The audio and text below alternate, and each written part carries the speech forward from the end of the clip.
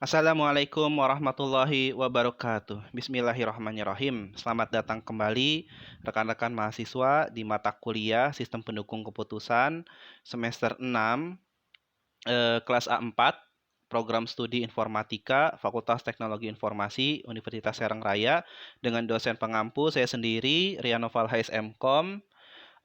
Bagaimana keadaan rekan-rekan mahasiswa? Semoga selalu dalam keadaan sehat, dijauhkan dari segala penyakit, dan semoga selalu mengikuti dan mematuhi instruksi dari pemerintah, yaitu social distancing, stay at home, jaga jarak. Semoga kita sama-sama berdoa, semoga wabah virus corona ini segera hilang dan kita dapat beraktivitas kembali secara normal.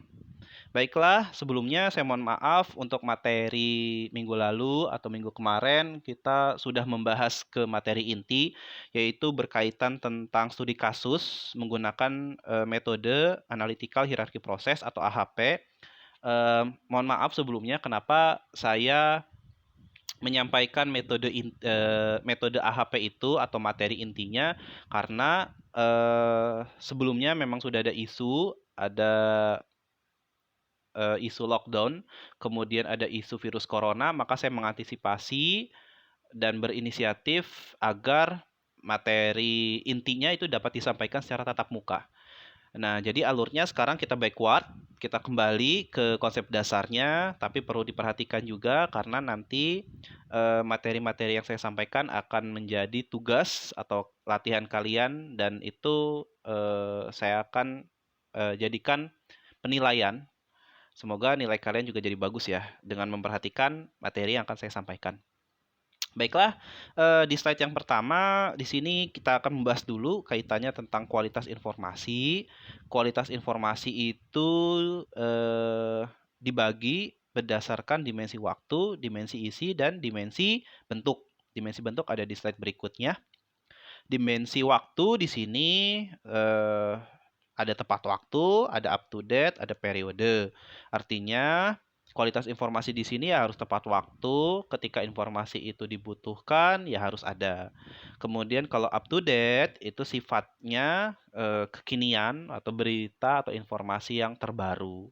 Nah, namun up to date di sini mindsetnya jangan sampai kalian beranggapan bahwasanya up to date itu berita pada detik ini juga. Itu berita atau berita hari ini itu up to date. Kalau berita kemarin tidak up to date, tidak seperti itu. Karena sisi up to date itu dapat dilandasi berdasarkan kebutuhan. Kayak misalnya contoh, kita butuh jurnal penelitian itu dari sisi ilmiahnya up to date itu jurnal 5 tahun terakhir.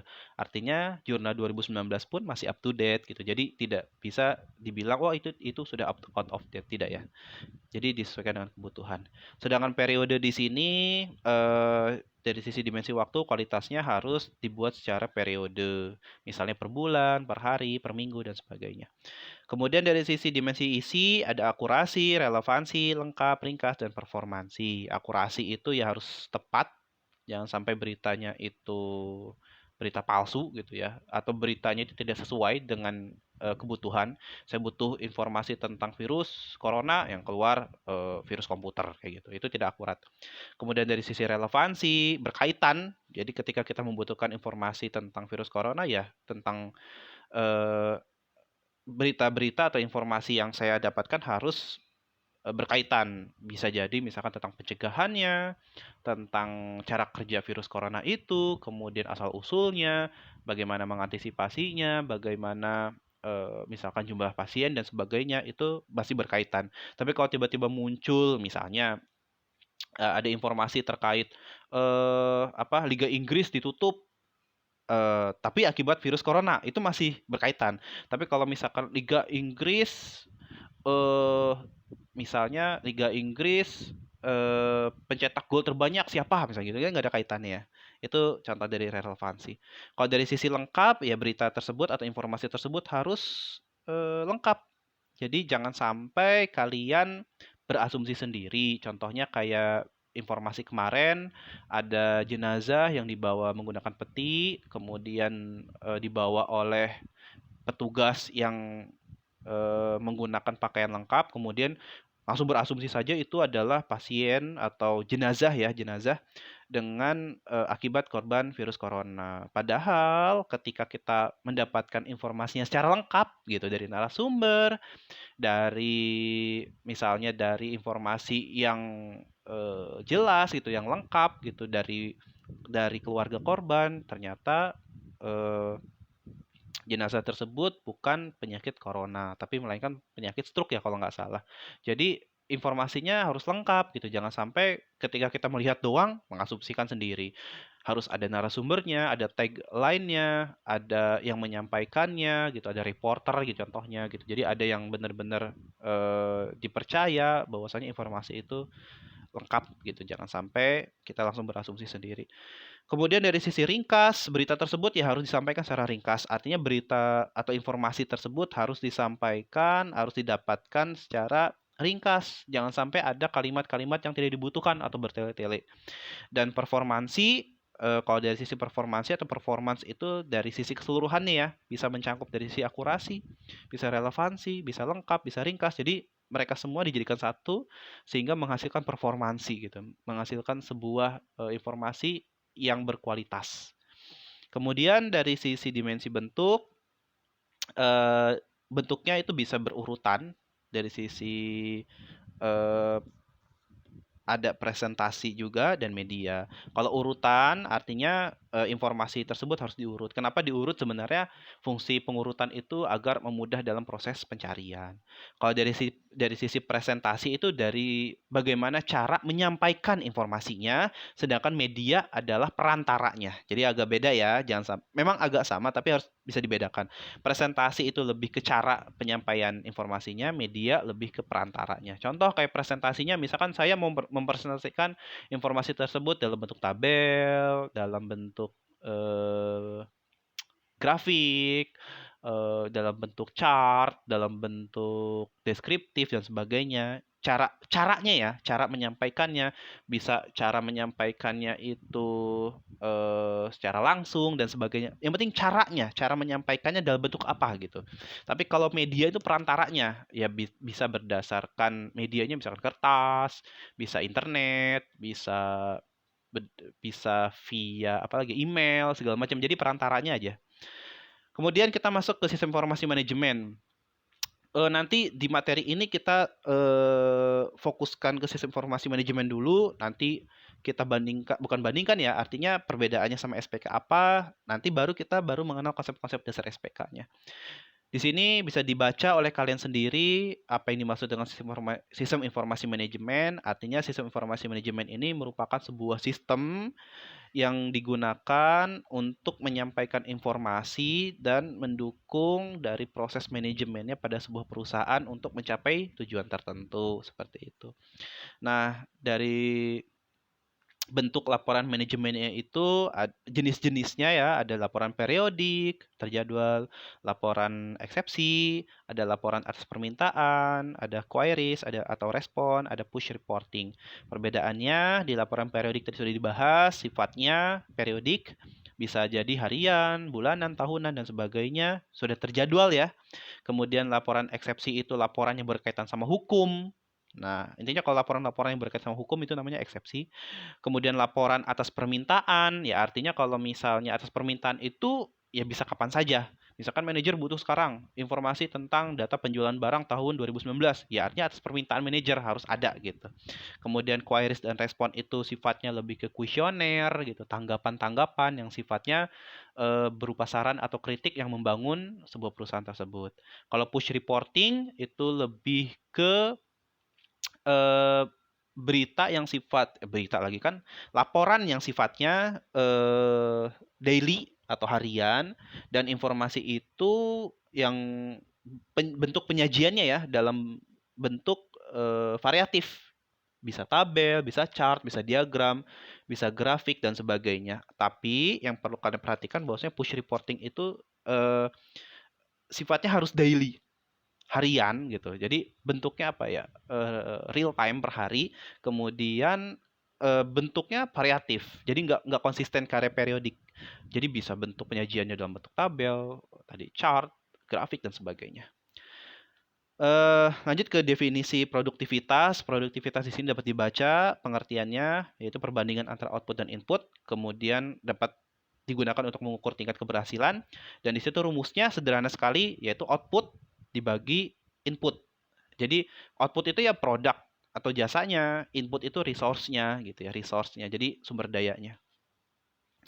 Kemudian dari sisi pemodelannya SIM, di situ ada manager, ada perantaranya yaitu workstation dalam jaringan, ada aplikasi, ada database management system, ada basis data organisasi. Jadi diambilnya dari basis data organisasi, kemudian diolah dengan database management system, kemudian direkap menggunakan aplikasi dalam satu jaringan, kemudian informasi tersebut dapat tersampaikan ke pihak manajer. Ini model SIM-nya seperti ini. Kemudian definisi online analytical processing. Saya pengen baik lagi ke analytical hierarchy process lagi ya. Artinya di sini OLAP atau disingkat OLAP, di sini online analytical processing gitu. Jadi OLAP ini berupa kemampuan dari sebuah sistem informasi. Sistem informasi di sini dikhususkan ke sistem informasi manajemen, penunggu keputusan, dan sistem informasi eksekutif yang memungkinkan manajer dan analis secara interaktif memeriksa dan memanipulasi sejumlah besar detail data gabungan melalui berbagai perspektif. Artinya kemampuan OLAP ini atau online analytical processing ini dapat melihat data dalam jumlah besar, kemudian dianalisis, kemudian dapat digunakan dalam proses pengambilan keputusan. Nah, dan kemampuan-kemampuan OLAP ini di sini bisa consolidation, artinya dapat memecah informasi-informasi tersebut kemudian digabungkan kembali. Jadi how-nya ya, cara OLAP ini dapat menghasilkan sebuah informasi yang lebih bermanfaat dan merekomendasikan sebuah keputusan tersebut. Kemampuan-kemampuannya yang pertama consolidation, yaitu dapat memecahkan berbagai bentuk informasi kemudian digabungkan kembali sehingga informasi tersebut lebih bermanfaat. Ada drill down, artinya merubah atau mentransformasikan informasi tersebut ke dalam bentuk tabel yang sifatnya variatif ya, bisa chart, bisa diagram, bisa grafik, dan sebagainya. Artinya kemampuan OLAP itu bisa mentransformasikan data atau informasi yang tadi sifatnya deskriptif ke dalam bentuk yang variatif yang dibutuhkan oleh pihak manajer. Kemudian ada slicing dan dicing. Slicing dan dicing di sini yaitu lebih ke memilah informasi, kemudian dikelompokkan informasi tersebut sehingga lebih tersusun rapi, sehingga dalam sisi penyajiannya dapat mudah gitu didapatkan oleh manajer dan dapat bermanfaat sehingga dalam proses pengambilan keputusan jadi lebih mudah. Kemudian di sini model OLAP-nya seperti ini. Di situ ada front end-nya, kemudian ada, jadi OLAP di situ letaknya ada di middle servers. Kemudian dia dapat mengambil basis data multidimensi, kemudian dari basis data organisasi di sini jadi diambil, kemudian diolah gitu kan. Kemampuan OLAP di sini. Jadi sebenarnya yang mengolah di sini sebenarnya yaitu sistem informasi manajemennya, sistem pendukung keputusannya, atau sistem informasi eksekutifnya. Di situ memiliki kemampuan gitu loh, online analytical processing. Jadi kemudian dikelola dengan cara consolidation, dengan cara drill down, dengan cara slicing and dicing, kemudian dapat artinya dapat dimanfaatkan oleh end user di sini. Bentuknya bisa spreadsheet, bisa statistical package, dan sebagainya ya. Nah, di sini ada penjelasan-penjelasannya dapat dilihat ya. Kemudian selanjutnya ada perbandingannya SIM dan SPK.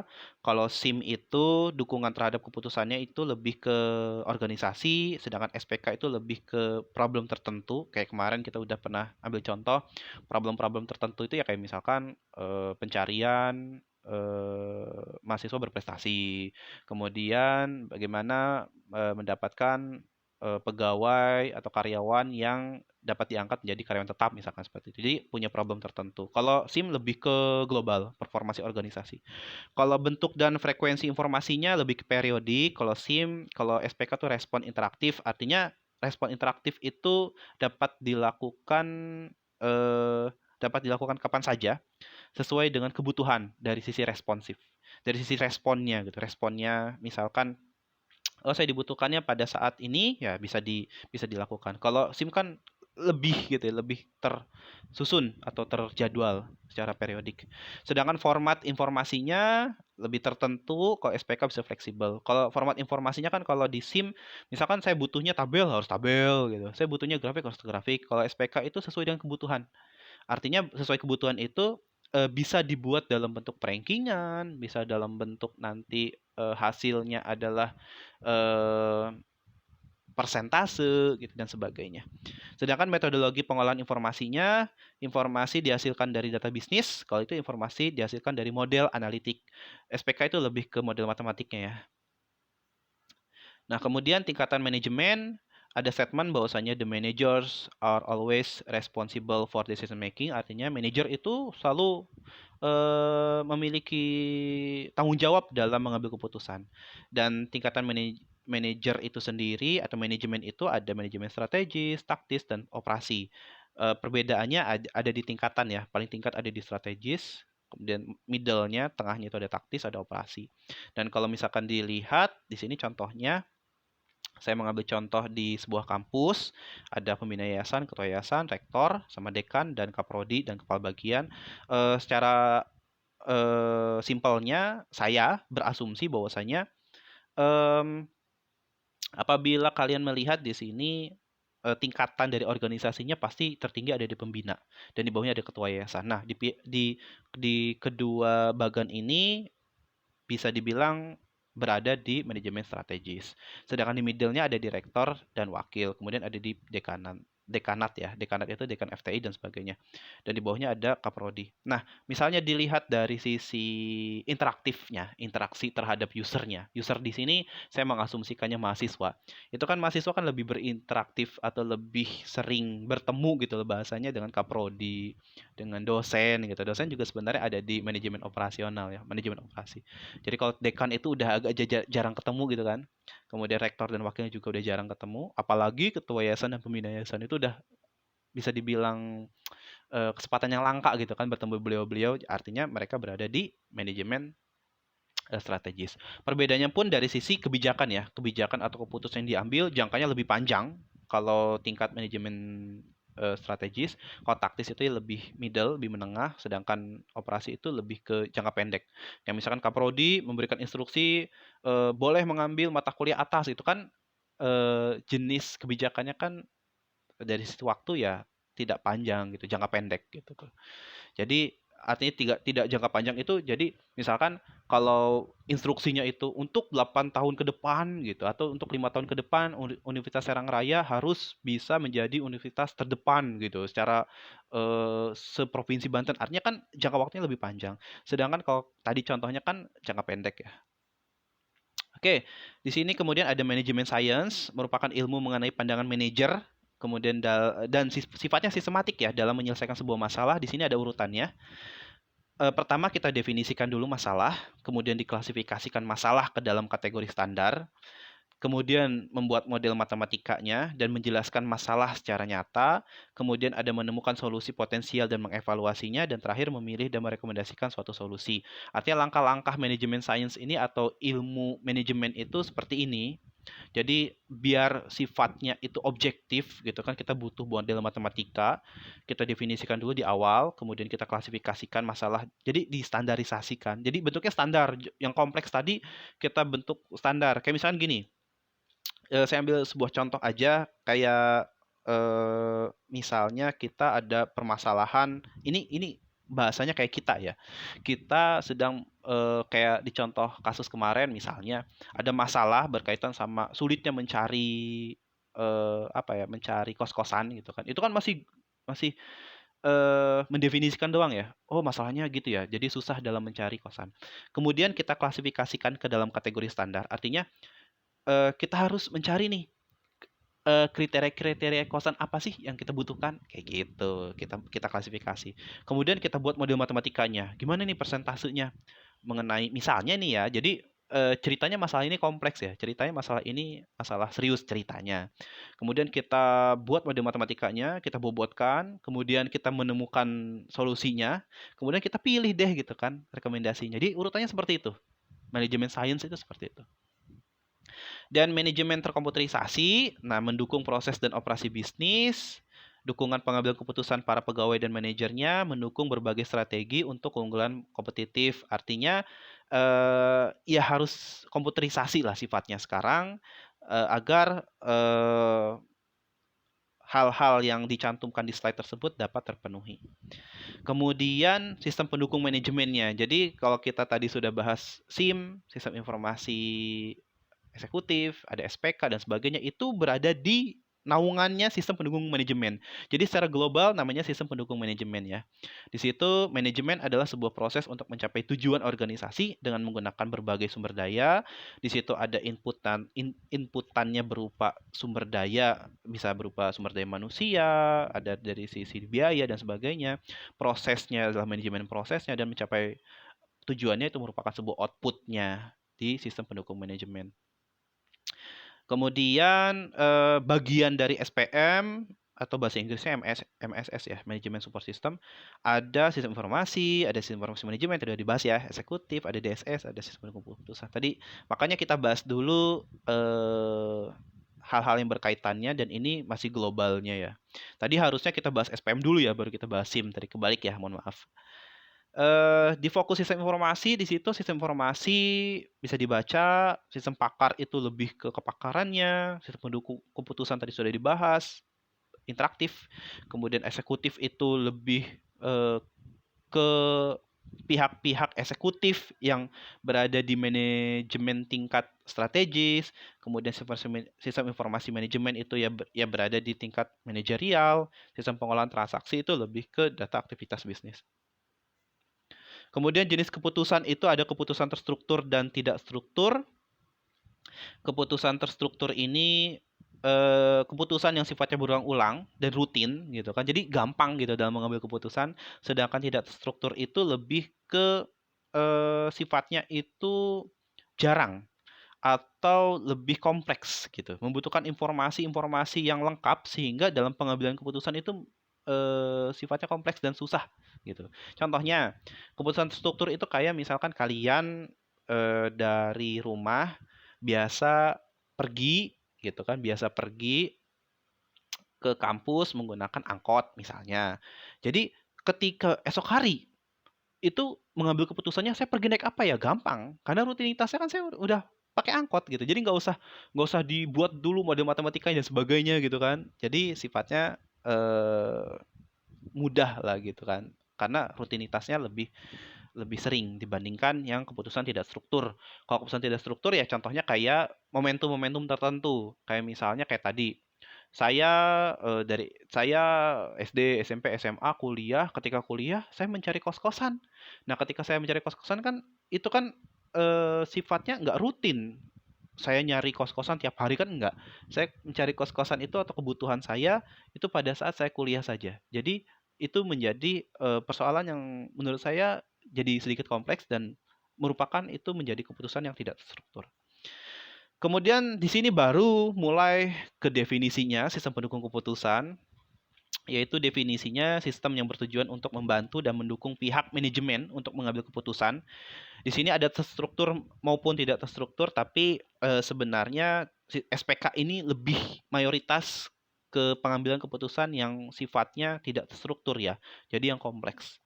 Kemudian konsep dasarnya SPK digunakan dalam mengambil peran manajer. Dan perlu diingat bahwasanya SPK di sini digunakan dalam merekomendasikan keputusan. Jadi bukan menjadi nilai mutlak dalam mengambil keputusan. Tetap keputusan diambil oleh manusia, tapi SPK dapat digunakan sebagai alternatif atau dapat digunakan sebagai rekomendasi dalam pengambilan keputusan. Selanjutnya karakteristik SPK dapat dibaca. Di situ terdapat pertimbangan masukan dan sifatnya multikriteria. Multikriteria itu kayak kita kemarin sudah mengambil sebuah contoh mahasiswa berprestasi ya. Kriterianya yaitu ada IPK, bahasa Inggris, karya tulis ilmiah, dan macam-macam gitu. Kemudian itu sifatnya multi kriteria. Artinya banyak kriteria yang dipilih. Kalau misalkan kriterianya cuma satu, mudah. Tinggal di sorting, beres gitu kan. Misalkan dari IPK tertinggi aja udah beres gitu kan. Sedangkan kalau multi kriteria, kita harus tahu juga bobot dari kriteria-kriteria itu sendiri. Di poin kedua, kajiannya terfokus pada keputusan yang memiliki nilai analitik. Di sini ada sisi pemodelannya ya, jadi ada pemodelannya. Dan di poin ketiga ada hasil utamanya berupa peningkatan efektivitas maupun manajer dalam pengambilan keputusan. Ya jelas, karena efektivitas tersebut kalau misalnya belum terkomputerisasi atau belum menggunakan SPK gitu, misalnya kriterianya banyak gitu, syaratnya sudah multi kriteria gitu. Kemudian sifatnya baru mengumpulkan berkas-berkas gitu. Misalkan saya mau milih karyawan terbaik nih, berkasnya segitu banyak karyawannya gitu kan. Kemudian kita cek satu-satu, oh ini multi kriteria, kriteria ke-1, ini kriteria kedua, belum dibobotkan, belum diurutkan gitu kan repot. Sehingga SPK ini memiliki karakteristik dari sisi peningkatan efektivitas dalam kemampuan manajer dalam pengambilan keputusan. Nah, kenapa SPK? Nah, tadi alasannya ya perkembangan teknologi informasi semakin pesat, kemudian kebutuhan informasi yang sudah harus akurat gitu. Akurat di sini dari sisi objektivitas, kayak kemarin saya sudah bahas misalnya saya menilai mahasiswa misalnya secara subjektif, artinya misalnya contohnya kayak Yunita, misalkan Yunita itu eh tetangga saya, artinya penilaian saya tidak objektif, artinya hanya berdasarkan subjektivitas. Nah, makanya kebutuhan akan informasi yang objektif, maka dibangun SPK. Kemudian SPK dipandang sebagai pemenang secara organisasi, gitu ya. Jadi sebagai rekomendasi tadi. Kemudian kebutuhan pertimbangan dipercaya oleh manajemen, penyedia informasi yang tepat waktu, dan pencapaian pengurangan biaya. Jelas pengurangan biaya yang tadinya mungkin ya sifatnya dokumen-dokumen tadi dikumpulkan, disusun secara ini oleh pegawai A, pegawai B, pegawai C, kemudian dikelola lagi, bla bla bla bla bla bla, kemudian mengeluarkan biaya yang cukup besar. Sedangkan SPK dengan satu sistem diambil dari database, diolah menggunakan model matematika, kemudian dirankingkan dan itu menjadi rekomendasi dari hasil pengambilan keputusan. Manfaat SPK-nya di situ, SPK membantu dalam menyelesaikan masalah, terutama yang sangat kompleks ya dan tidak terstruktur. Makanya tadi di definisi awal saya lebih memfokuskan ke keputusan yang tidak terstruktur. Kemudian SPK dapat menghasilkan solusi dengan hasil yang lebih cepat dan hasilnya dapat diandalkan dan memperluas kemampuan pengambilan keputusan dalam memproses data. Dan terakhir SPK hanya menyajikan sebagai alternatif. Nah, kan saya tadi sudah bilang bahwa sebagai rekomendasi saja. Kemudian keterbatasannya, nah di sini ada beberapa kemampuan manajemen dan bakat manusia yang tidak dapat dimodelkan jelas. Karena enggak semua kemampuan manajemen ya tadilah intuisi gitu kan, manusiawinya gitu dari sisi manusiawi, kemudian dari sisi perasaan dan sebagainya kan itu tidak dimiliki oleh SPK gitu. Jadi tidak bisa artinya tidak bisa disamakan oleh pihak manajer dalam pengambilan keputusan. Maka daripada itu saya tadi bilang sebagai rekomendasi saja. SPK tidak memiliki kemampuan, nah itu di intuisi ya. Tadi sudah dibahas sebenarnya intuisi. Kemudian poin ketiga, proses-proses yang dapat dilakukan SPK tergantung pada perangkat lunaknya juga gitu kan. Jadi tergantung perangkat lunaknya. Kalau misalkan SPK anggaplah SPK-nya atau perangkat lunaknya atau misalkan berbasis web, sedangkan misalnya browsernya lagi crash gitu kan. Itu keterbatasannya dan sebagainya. Kemudian kemampuan suatu SPK terbatas pada pembendaraan pengetahuan yang dimilikinya. Jadi dari sisi ya terbatas lah, tetap yang namanya komputerisasi itu terbatas. Kemudian komponen SPK di sini ada database, ada model base, ada communication. Database di sini ya artinya data-data sumbernya gitu lah yang dikelola. Kemudian di model base kan, model base itu lebih ke pemodelan matematikanya tadi, lebih di bentuk sederhana lagi gitu kan. Kemudian dimodelkan dalam bentuk model matematika, kemudian ada communication. Artinya communication di sini komponen SPK butuh yang namanya informasi berkaitan tentang tadi pembobotannya, alternatifnya dan sebagainya. Dan eh ini sudah masuk ke slide terakhir ya, ternyata. Di sini ada latihannya buat kalian, bisa dibaca, dan di sini saya minta kalian mengerjakannya sama teknisnya menggunakan kertas folio bergaris ataupun kertas apapun. Tapi saya minta sekarang kalau bisa dalam bentuk satu file aja ya. Jadi jangan difoto banyak, kemudian saya cek satu-satu. Mending saya buka satu file aja, kemudian di dalamnya ada beberapa foto gitu dari sisi pengerjaan kalian. Nah, di sini dilarang menggunakan metode AHP ya. Jadi gunakan pendapat kalian. Misalkan gini, kalian milih produk A, apa alasannya? Perhitungannya seperti apa? Jadi syaratnya harus ada pemodelan matematikanya, gitu ya. Jadi kalian kerjakan improvisasinya bagaimana kalian, maka daripada itu nggak mungkin yang namanya pendapat atau buah pemikiran kalian itu pasti sama, nggak mungkin ya, pasti beda-beda. Mungkin aja ada yang produk A, mungkin aja ada yang produk B, ada juga yang produk A, jadi beda-beda sifatnya. Maka daripada itu, nanti akan saya cek. Kalau misalnya ketahuan sama lagi, saya anggap tidak hadir. Gitu aja. Jadi, diusahakan mengerjakan sendiri, menggunakan asumsi kalian sendiri. Sejelek apapun, yang penting itu kalian kerjakan sendiri, walaupun hasilnya salah, saya rekap menjadi absen. Tapi kalau misalkan ketahuan sama jawabannya, artinya sama itu 100% ya. Tapi kalau dari sisi kalimat-kalimatnya itu kelihatan berbeda tapi punya pendapat yang sama itu nggak masalah. Tapi kalau misalkan blok sama 100% itu saya anggap nggak hadir. Dua-duanya. Saya nggak akan absen. Kemudian perlu diperhatikan juga jawaban terbaik akan saya pilih 3 orang.